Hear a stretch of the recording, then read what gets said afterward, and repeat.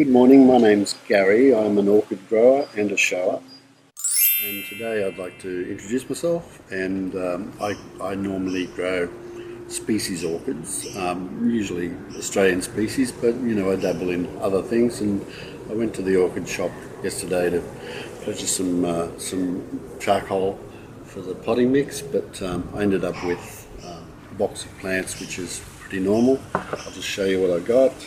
So firstly, there's this one.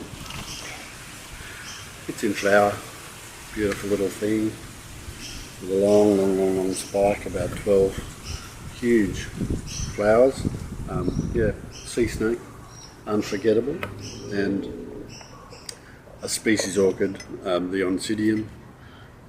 No flowers, but a healthy little thing in rocks. This one is a gorgeous little Australian variety, intervarietal it is. It's probably got 4 or 5 different parents, but I wanted to have a look and see what they're up to these days. So I just bought that 50ml pot. This will survive or not survive, doesn't really matter, not expensive. A similar thing with interspecies Australian plant, probably 4 or 5 parents again, for the same reason. See, just for interest's sake. This gorgeous little baby, with the size of that, and it's going to have a shoot of flowers, beautiful red, lava red flowers on it. These things are in tiny little pots because they're really from Mexico area and love a lot of heat, and they're easy to kill, so don't spend a lot of money on these. And then I have one of a neighbour's plants, an Asian flowering plant, dendrobium, which will grow into a beautiful specimen plant one day if I can keep it alive. And obviously the plant everyone's used to, Phalaenopsis. This is not from Bunnings, so it's not going to be the kind of plant you'll get at your local grocery store.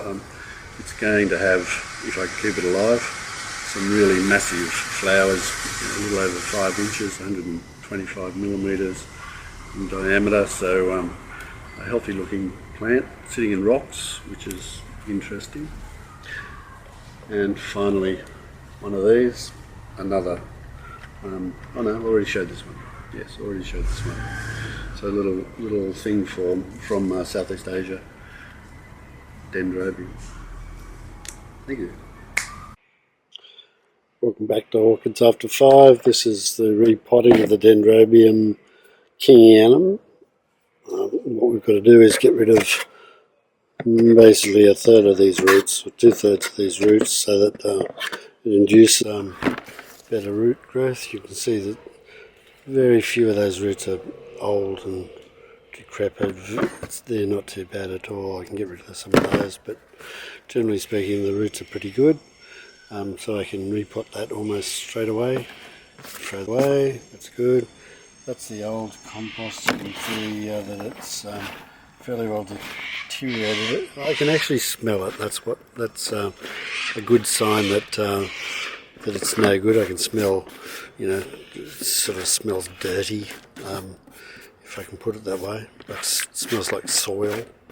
It shouldn't smell like that if it's nice and fresh. So what I'm going to do is put this plant into this bonsai pot, and it should look, it'll look fine like that. And I'm going to throw some of this mix in, which is combined sphagnum moss and bits of charcoal in here, and a small grade of bark and some of that white stuff. One day I'm going to remember what that's called, but anyway, it's pretty good to put in your plants. No nutrients in it, but it keeps the water running through the mix, and that's how we do it. So I'm going to jam that in there, give it a few taps, and it should be repotted. So there it is, fully potted. With any orchid you normally use a slow release fertiliser. That's what I do anyway. I don't know what other people do, but there you go, that's what we do.